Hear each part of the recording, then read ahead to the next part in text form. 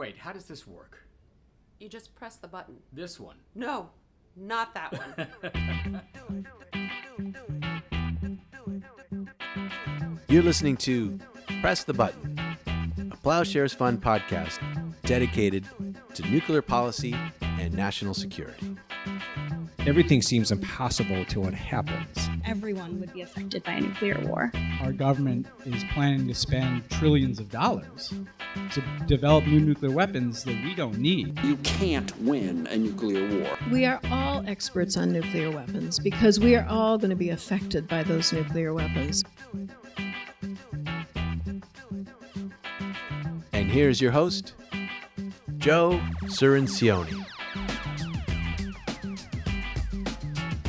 Thank you very much, Del. I'm Joe Cirincione, the president of Ploughshares. I'm Michelle Dover, director of programs. And this is our 21st episode. You know what that means, Michelle? Means we're legal. We're 21. Let's... Wait. There's two of them. There's two of them. Gotta hear the other one, We're too. co-hosts. I gotta do two. Great.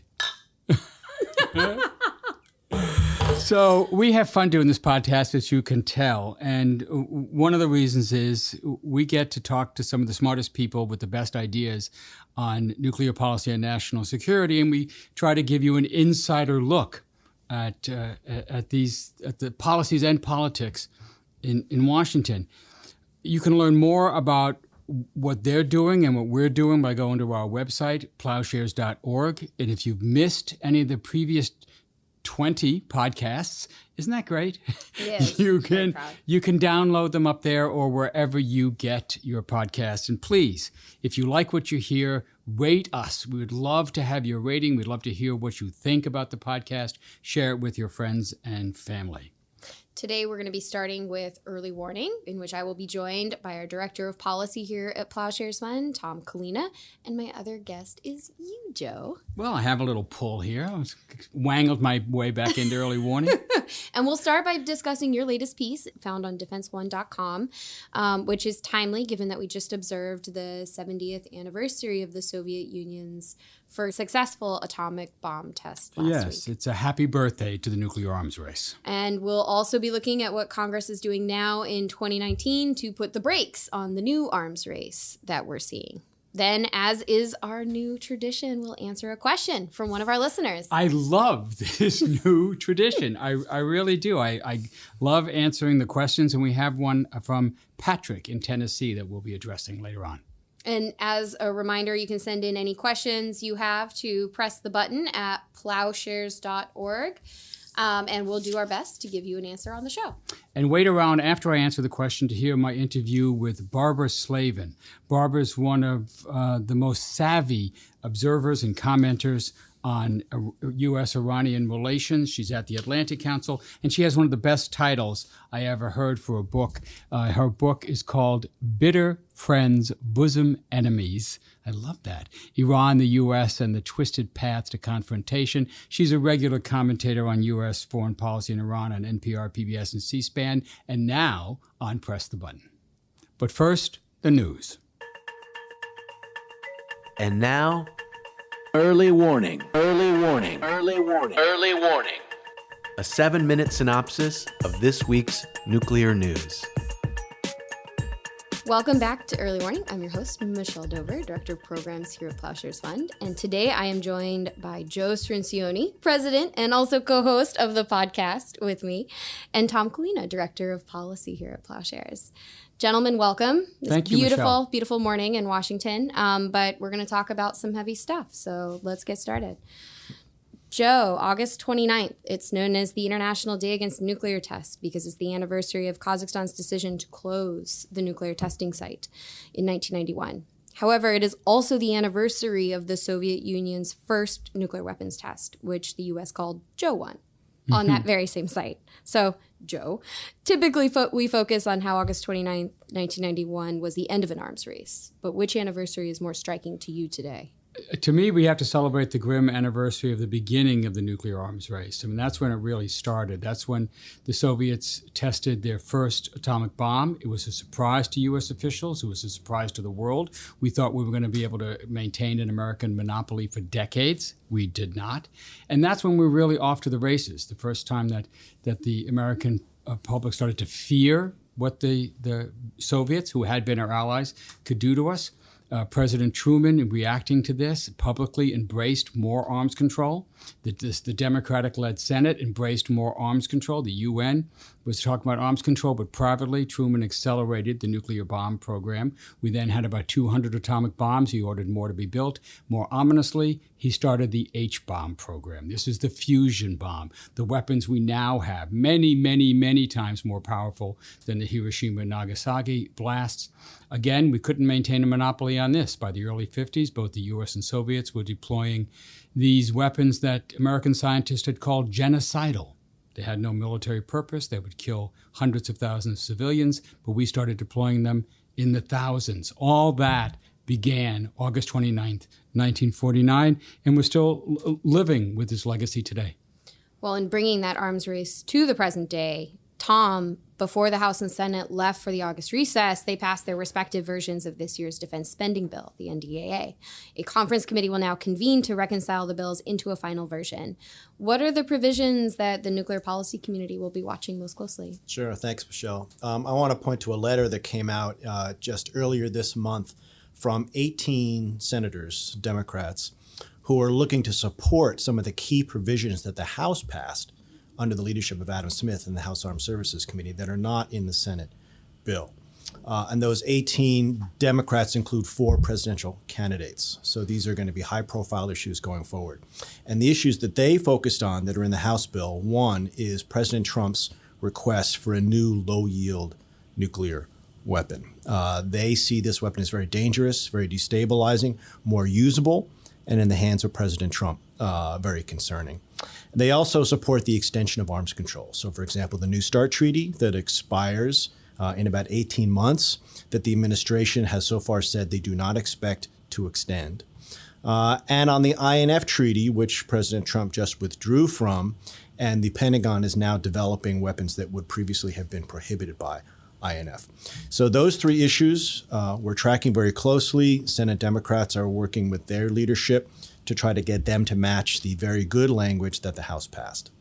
That's great. Was there anything else related to Iran or North Korea in there that we'll be watching? 2 other things we'll be watching for. One is the House passed language to prohibit President Trump from launching an unauthorized war with Iran. So we'll be watching that. And the House also passed a good sense of Congress language promoting diplomacy with North Korea and trying to seek an end of the war on the Korean Peninsula. Well, thanks for the preview, something we'll pay close attention to this September. Anytime. Meanwhile, Joe, speaking of Iran, Israeli forces openly claimed attacks over the weekend in Syria and as well, unofficially, somewhat officially, took responsibility for operations in Lebanon and Iraq, all of which targeted Iranian assets or allies. This appears to represent a new escalation in what the New York Times calls the shadow war between Iran and Israel. Why the escalation, and how will this affect the current tensions in the Middle East? Israel is really pushing the envelope here, and there's a reason why leading American papers are warning against it, even those who strongly support Israel. It's because they are doing something that's never happened before. Remember, a U.S. ally, Israel, is now bombing a U.S. ally, Iraq, openly, claiming credit for it.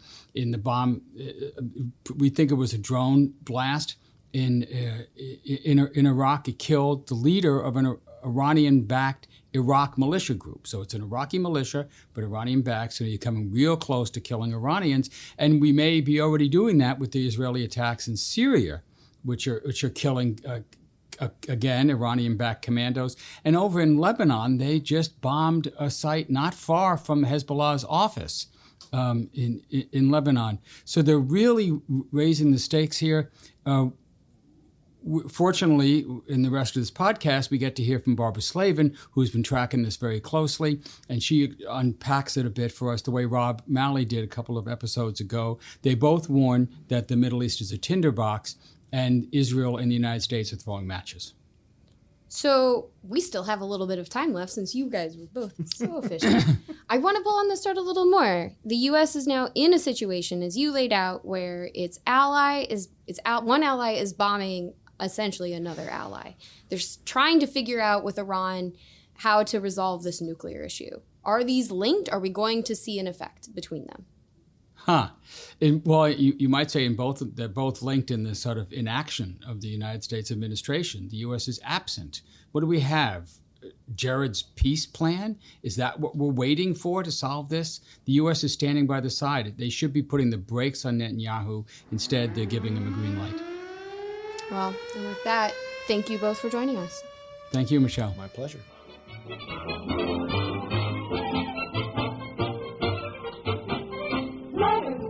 We get letters, we get stacks and stacks of letters. And now we get to ask Joe questions, which this time, because it's our 21st episode, we will be doing Drink in Hand. He's enjoying this so much. Are you ready for this, Joe? I am. Great. So from Patrick in Tennessee. The Return of Doomsday is the ominous title of an alert issued by former Energy Secretary Ernest Moniz and Senator Sam Nunn. They warn that the United States and Russia are in a state of strategic instability. I'd like to know who in the administration or Congress is taking the current nuclear weapons risks we face seriously. Who should be? There doesn't seem in public statements an awareness in government that is apparent from thoughtful leaders like Moniz and Nunn. Good, great question. Thank you very much, Patrick. And you're right. Ernie and Sam are top shelf, and so whenever they speak, we listen. And that article, I recommend it at foreignaffairs.com. You can get it. They have some very practical, nonpartisan, no-brainer steps, really, for us to adopt, including restarting strategic stability talks, trying to rescue the INF Treaty, renewing the New START Treaty, etc. Very calm, very rational agenda for everyone to adopt. Who is taking this seriously in Congress? Well, to start with, we have the chairman of the House Armed Services Committee, Adam Smith, who is probably one of the biggest voices in Congress for nuclear sanity. I mean, he has argued, and he's done this at our nuclear policy conference back in November. He's done it in op-eds. He does it in regular appearances. And most importantly, he does it in his mark, in the House Armed Services Committee markup, where he says, look, we're just spending too much money on these nuclear weapons. We can't afford it. It's unsustainable. Let's not waste money. Let's make the cuts now. He wants to retain the arms control regime. He says we need fewer weapons and more arms control. He wants more stability, more transparency, more dialogue. So keep the New START agreement. As Lynn Rustin in our last episode argued so persuasively, it gives us predictability, it gives us eyes and ears on the Russian stockpile. Why let this expire? And he's supported by the majority of the House. It's mostly Democrats, but not exclusively. And if the partisan politics were taken out of this, you'd actually see, I think, more Republican support for these kinds of gestures have you seen in the past. But that's Congress. What about the administration? Is there anyone that you can think of who is still championing these types of issues? Well, I'm thinking of the answer to that. Let me give you the other half of Congress. So that's the House, but there's the Senate. And as you'll hear, or maybe we just heard in early warning, senators are strongly in favor of these sentiments too, including the leading presidential candidates. So every candidate from the Senate who's running for president supports a new nuclear policy, a different nuclear posture than the one we're on.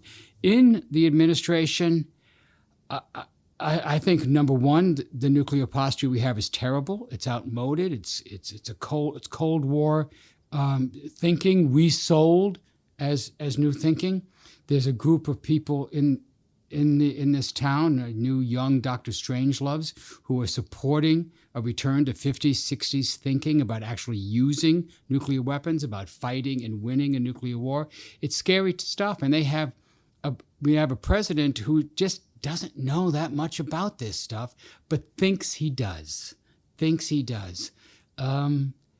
The only rays of hope that we have in the administration is the possibility that somehow President Trump can use his admiration for and affection for Vladimir Putin to retain the New START treaty before he leaves office, and that he can use his admiration for and affection for Kim Jong-un to reach a nuclear agreement with North Korea. We had even more remote is the possibility of an agreement with Iran. But all of this, it's not done in a systematic or methodical or strategically coherent way. It's very shoot from the hip, very ad lib, very dependent on the whims of a very volatile president. With that, thanks, Joe. Leaving us on a somewhat uplifting note.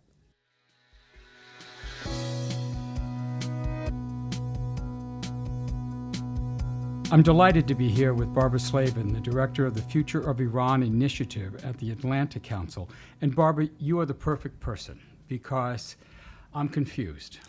I watch the G7 events. I pay close attention to President Trump's comments. I saw the surprise visit by Foreign Minister Zarif to the meeting in France, and I don't understand what's going on. So I was hoping that you could explain to me what is the Trump administration's Iran policy? It's a question we've all been asking for the last 2.5 years. I think we know what Emmanuel Macron's Iran policy is. He is desperately trying to salvage the JCPOA, the Joint Comprehensive Plan of Action. He is desperately trying to de-escalate tensions in the Persian Gulf and buy time until our elections in 2020. I think the whole world is waiting for our elections in 2020 to know how much more of this chaos we have to put up with. President Trump said he would be delighted to meet with Hassan Rouhani. This is not the first time he's... President of Iran. Right, it's not the first time he's said this. But, you know, the next day, the Iranians made clear what's always been their position, which is you want to talk? Fine. Relieve sanctions. Let us sell some oil. Let us get paid for our oil. And if you heard the advisors of the President of the United States, they didn't seem so keen on anything that would relieve what they call maximum pressure. Right. That's been our policy. Well, basically since the beginning of the Trump administration, increase the pressure on Iran to cause it to what? That's the other piece of total incoherence. What is the goal? If you hear Trump, it's to make sure Iran never gets a nuclear weapon, maybe one or two other things. If you hear Secretary of State Mike Pompeo, it's 12, sometimes 13 demands for Iran to behave like a quote-unquote normal nation. Basically, Iran would have to give up uranium enrichment entirely. It would have to give up its ballistic missile program entirely. It would have to withdraw from every conflict in the Middle East. It would have to stop supporting any of the groups it's been supporting, including Hezbollah, its partner for 40 years. And yes, it would have to release American detainees and maybe even treat its own people better. Well, a lot of those are very good. I mean, we would support those kinds of moves. Yes, they're wonderful. They're laudable, but it's mission impossible. You're not going to get Iran to do that. It wouldn't be the Iranian government as currently constituted if Iran were somehow to capitulate. So is it capitulation? I think it's pressure for pressure's sake. I think sanctions are the end, not the means. And the only thing that unifies the administration is a desire to make Iran weaker, to perhaps destabilize the country, to have Iran collapse, if not to get regime change. That is the only sort of unifying goal. Although the President of the United States said he was not after regime change. Hence the confusion. That's why, yes. So I'm not the only one. So no, the entire world is confused. Iran is confused. And that's a reason why you can't expect the Iranians to come to the table, because what are they supposed to negotiate? So break this down for me internally. And I've had discussions with Rob Malley here and others. Internally, what are the different strands contending for control of Iran policy? What are the different positions? Yeah, as Rob very well put it, the Trump administration is at war with itself. John Bolton, the National Security Advisor, wants regime collapse and maybe replacement of the current regime by the Mujahideen Hulk, an odious, violent cult that has been rejected by Iran because it sided with Saddam Hussein during the Right, the Iran-Iraq group War. known as MEK, yes. which has Bolton had has this taken- renaissance under Trump. Bolton has taken hundreds of thousands of dollars in speaking fees from them, and the State Department has now put the MEK on a list of viable alternatives to the Iranian government for the very first time. This was a story I broke for the Al Monitor website. It used to be that the MEK was taken off the terrorism list in 2012, but was not considered a viable alternative to the Iranian government. Now the U.S. government takes no position on whether the MEK could replace the current government. This is anathema to the Iranian regime and to most Iranian people. So that's John Bolton. Then we have Mike Pompeo and the 12, maybe 13 demands, which, as I already pointed out, are so sweeping as to be completely unrealistic. So what do you think his game plan is? His game is to be elected senator from Kansas, as far as I can tell, and get a lot of support from Christian evangelicals and supporters of Bibi Netanyahu. So I don't want to be too cynical, but a lot of this is sort of posing for donations. Yeah, it's domestic politics. Well, it's domestic politics. He has a domestic base or domestic donors that he's appealing to demonstrate his bona fides in an area that they might care about, and not really believing that this is some sort of viable strategy to achieve an American national security objective. He's an intelligent man. I think he knows, and he knew when he put out that list of demands that they were impossible. And then Trump himself. Trump himself wants a deal. He wants a win. He wants something he can point to and say, look at me, look at me. Right, his foreign policy landscape is pretty bleak. It's hard to understand where he's going to get a win on anything. I was betting on North Korea as the most likely, but now he's sort of what? He's looking given at Iran. He's tempted by this. Yeah, look, he's given Kim Jong Un three meetings with the leader of the free world, and what have we gotten in return?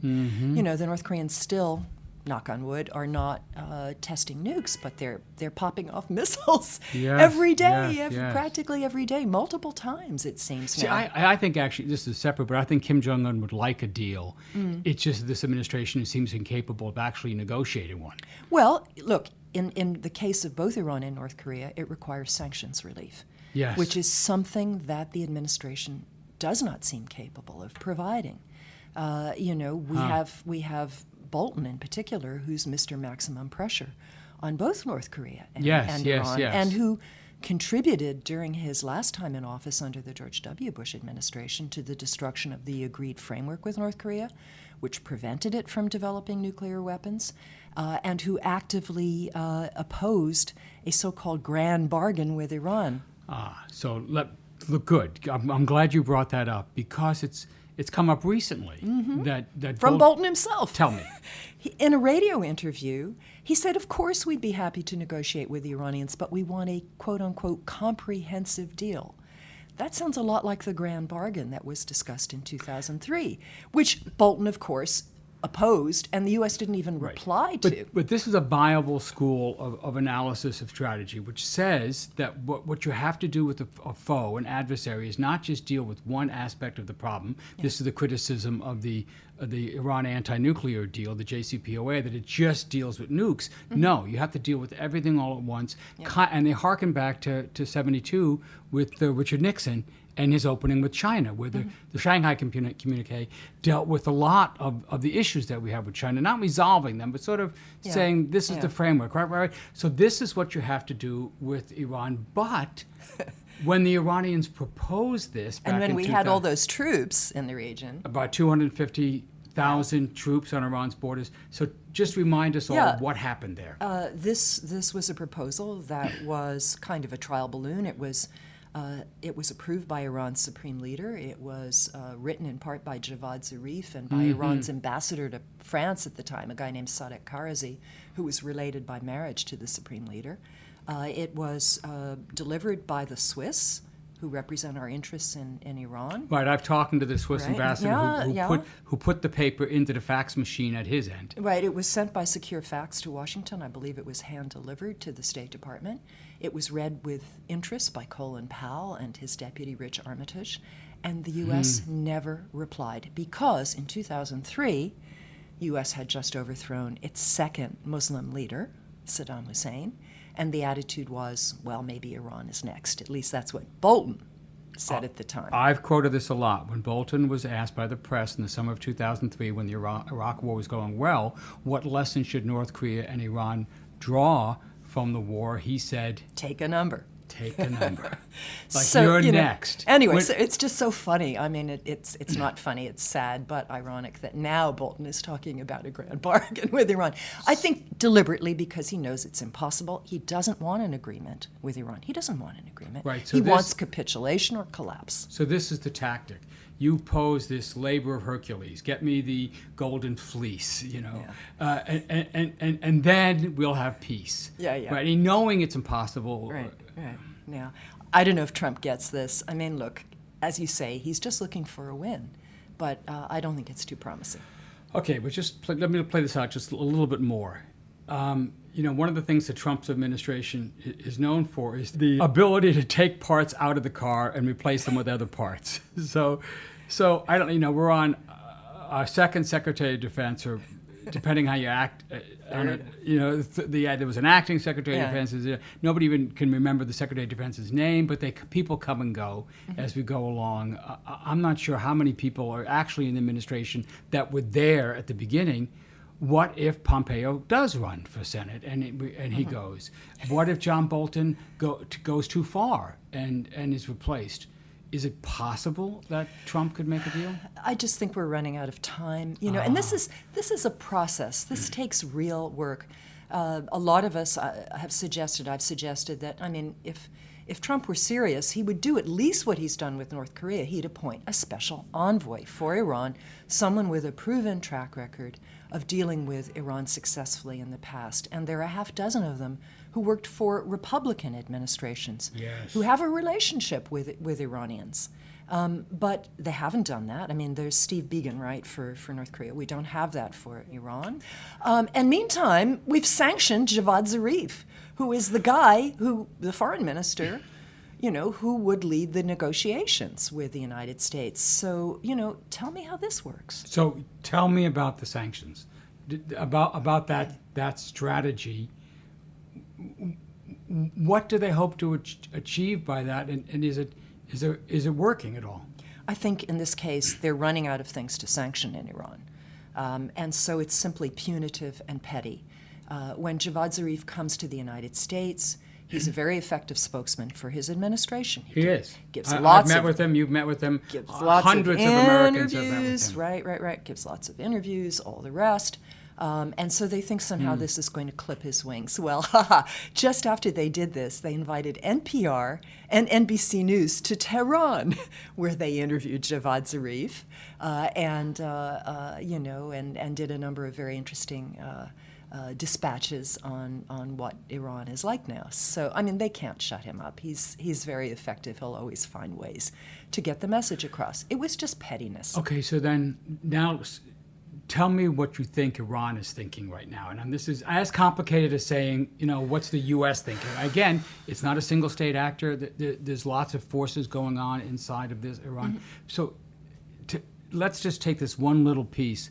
Why do you think Zarif accepted Macron's invitation and went to France? And I got to tell you, my co-host, Michelle Dover, has compared this to an episode of The Bachelor, where this surprise guest shows up, and it's unexpected, and it's high reality TV drama, which it was. Yeah.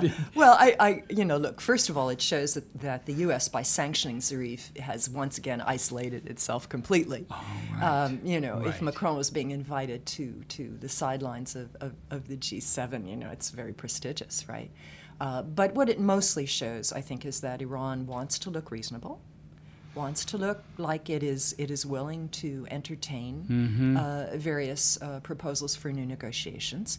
But there's a price. I mean, they are now, they're hardly getting any benefit at all from the JCPOA at this point. Their oil exports have been slashed from close to 3 million barrels a day to, between 100,000 and maybe 500,000 barrels a day. It's really, really hurting them. So they say, fine, you want to talk to us? Let us breathe a little.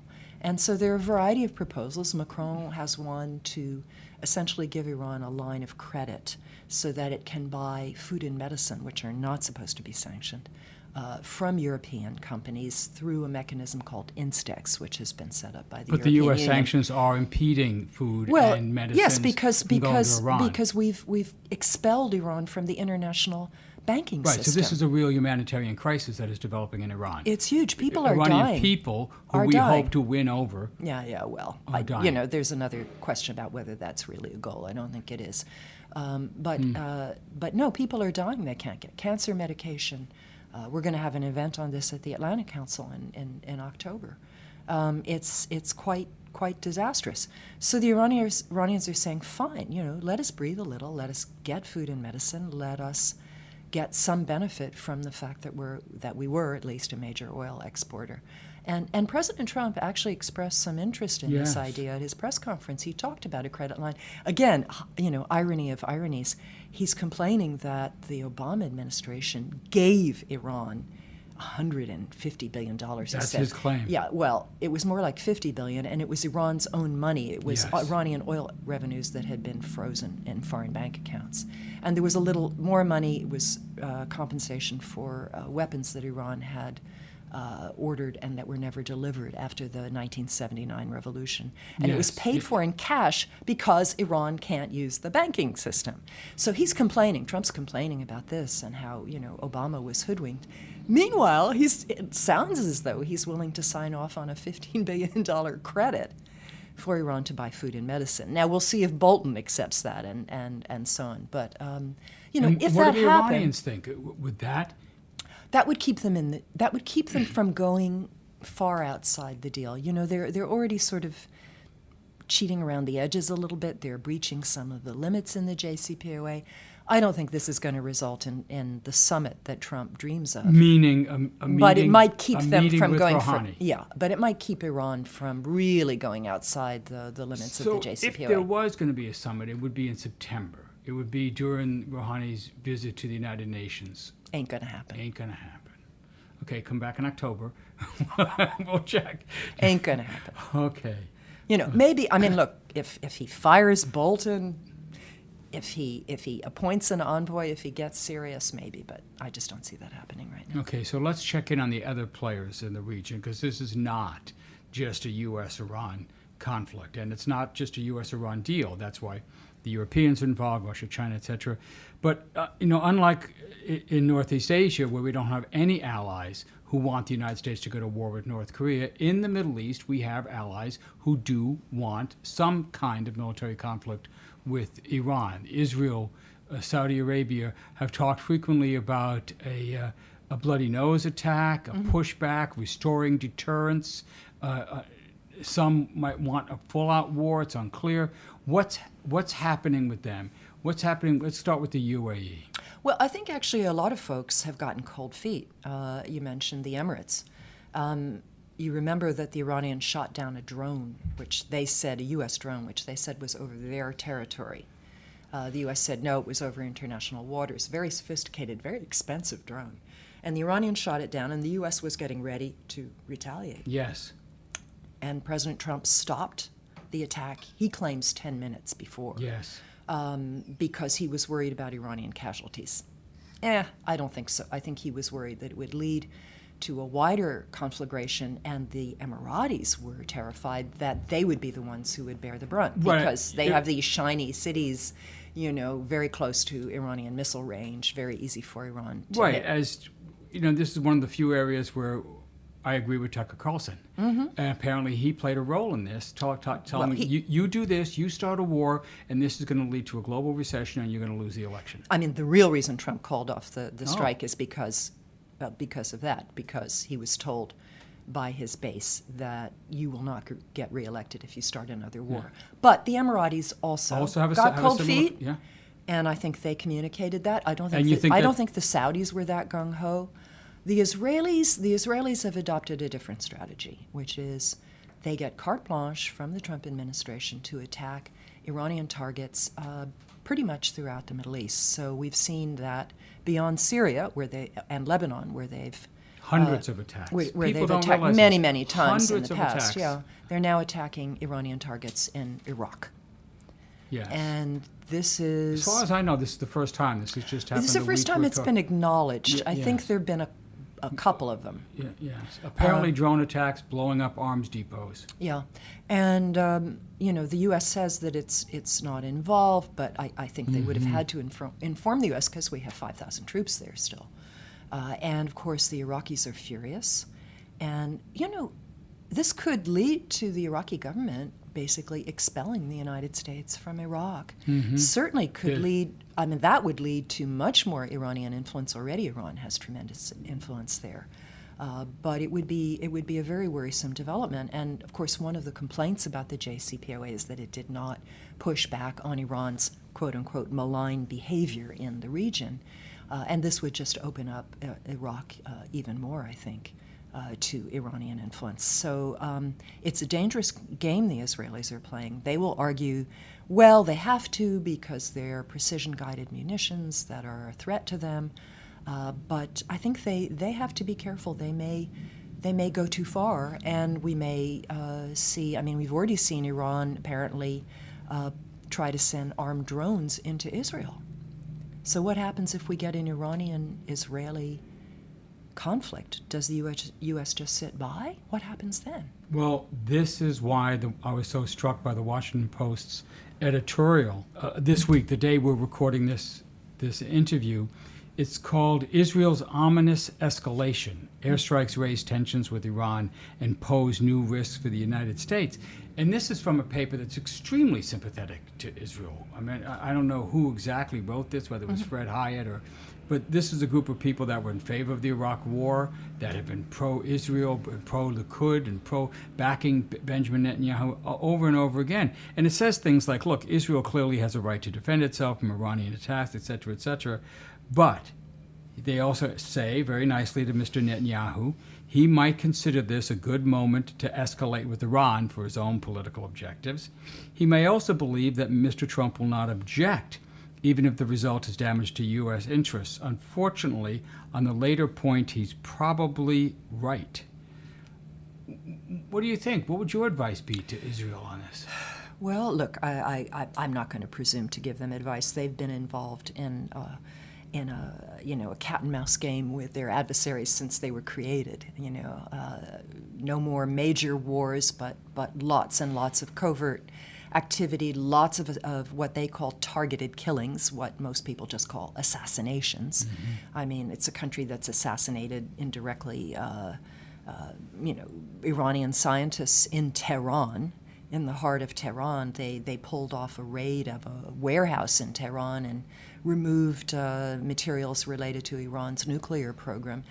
Nothing has ever stopped them from this sort of thing. They've infected Iran's nuclear program with computer viruses. So this is kind of a piece. I think where it gets dangerous is because you have a very fragile government in Iraq led by technocrats right now who don't have a lot of political power behind them. And they could be put in a position where they have to tell the United States, you have to either control the Israelis or leave. And Trump will not tell the Israelis what to do. Benjamin Netanyahu is running for re-election again. And he's certainly not going to, be told what to do before that election. And for those of us who are also trying to buy time, trying to get through the next 18 months, what do you think those people who don't want to see another war in the Middle East should be doing? What do you think they will do? Let's start with the U.S. Congress. Well, I'm not sure what the Congress is currently configured can do, except prohibit funds for an unauthorized war with Iran. Pass the legislation which says that the government is not authorized to start a war with Iran without explicit authorization. Probably the single biggest from step Congress. they could take. That's probably about it. There is a lot of thinking going on around town already about how to get back into the JCPOA and perhaps build on it if we can get regime change in Washington in 2020, 2021. Many people are already working on that. So tell me, if there is a change, if we do get through the next 18 months and a new administration comes to power, what are the kinds of things you would recommend they do? Well, I would recommend that the United States get back in to the extent possible through executive orders, reversing the actions that Trump has taken. So just make a long list of all the things he's done by executive order and turn them around. Turn them around. But then we need to immediately sit down, or very soon sit down with the Iranians and talk about how to have a stronger JCPOA 2.0, which means pushing out the timelines on some of the limitations in the deal in return for legislation by Congress revoking the key sanctions bills. And so it's not done through executive order anymore because, what we've learned from this whole nightmare is that Obama could do one thing and then his successor could come in and just do the reverse. So for the Iranians, people we're negotiating with not trust right. us. So for the Iranians, Iranians, something more institutional. For the Iranians to have confidence that this thing will last, they need Congress to act. And in fact, Zarif proposed something like that not long ago, where he said the Iranian parliament would ratify the additional protocol of the Nuclear Non-Proliferation Treaty, permitting intrusive inspections and so on, in perpetuity. In return, he wants Congress to act and lift some of these sanctions. So we lock in transparency, intrusive inspection, verification. Yeah. Now, Congress can always pass new sanctions, so it's not like we're really giving up that much. Yes. But it's hard to get this kind of stuff through Congress. Probably the Democrats need to flip the Senate as well in order to get this. So it's a bit of a reach. And probably a new regime in Israel as well. I mean, that's been, to me, that's been one of the big obstacles. When you look at why it was so hard to get the JCPOA, it was Benjamin Netanyahu. It wasn't the national security establishment. They were all for it. It wasn't the small voices here in Washington that are funded by various donors and in some cases various governments. No. It was the power of Benjamin Netanyahu. He made getting the JCPOA so difficult.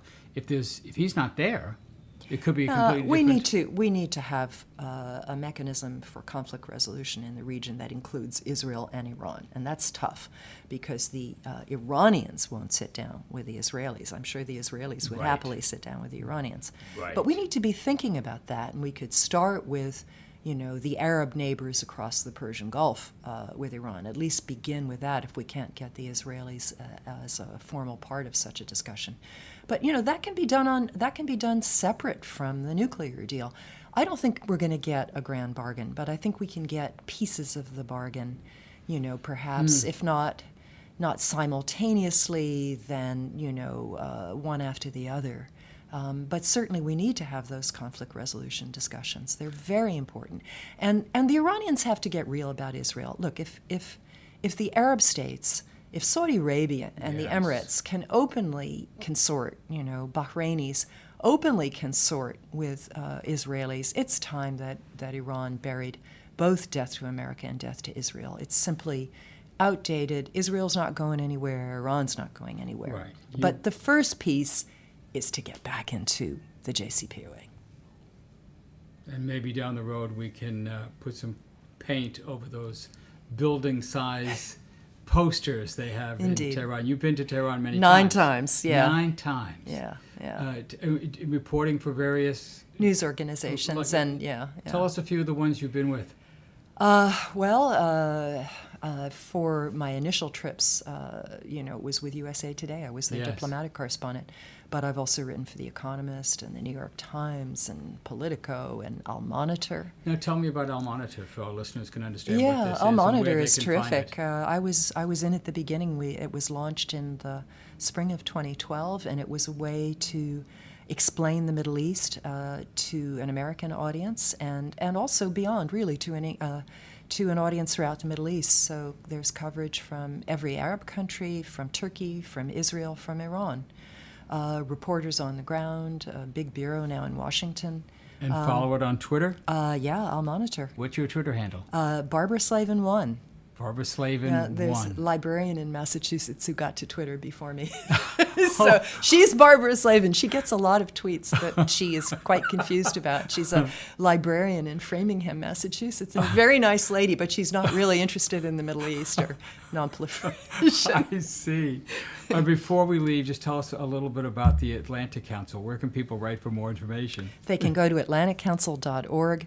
We're going to celebrate our 60th anniversary, I Mazel believe, tov. in 2021. I've been affiliated with them since 2010, working on Iran-related material for them, and we look for practical, bipartisan solutions to national security problems, and that is what we do. Well, it's great. I very much appreciate the Atlantic Council. I'm there often at your events and others. Fred Kemp, the president, has done a great job building that organization up.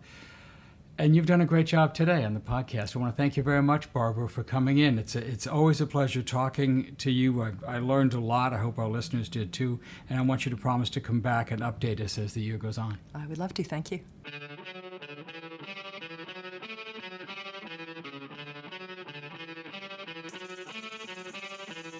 Thanks for listening to Press the Button. This podcast is produced by Delphine Vigil and Zach Brown. Sound design by Derek Zender. Audio engineering by Derek Zender and Will Lowry. Research by Alex Spire. Our theme song is by Lyrics Born and the Poets of Rhythm, sampled with kind permission.